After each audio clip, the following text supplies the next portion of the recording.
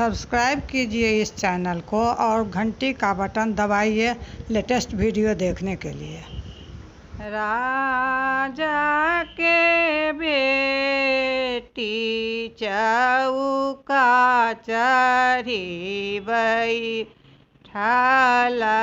बेटी के मुँह मलिन है।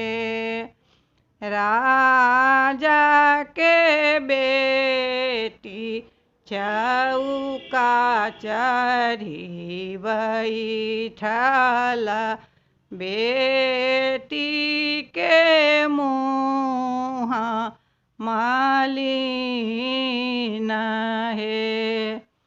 किए तोरा बेटी है दान दहेज थोरा, किए तोरा जई तू का थोरा हे।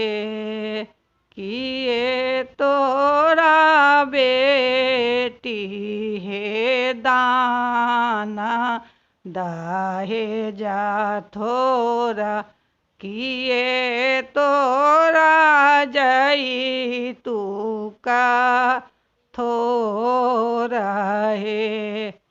किए तोरा बेटी है तिला का थोरा भेला, किए बेटी बदाना मालिन है। नए मोरा पापा है दाना दहेज थोरा, नए मोरा जई तू का थोरा है। नए मोरा बाबा है तिला का थोरा भेला, जाए बा सुंदर बर के साथ है। भाई बहिनी बाबा एक कोखी जनमाला, पियाली बारा बारा दूध है। भाई बहिन पापा एक कोखी जनमाला, पियाली बारा बारा दूध है।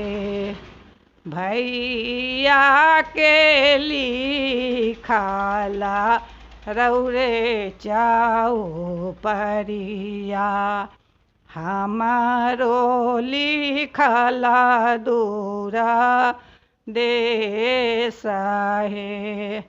भैया के लिखला रौरे चाऊ परिया, हमारो लिखला दूरा देश है।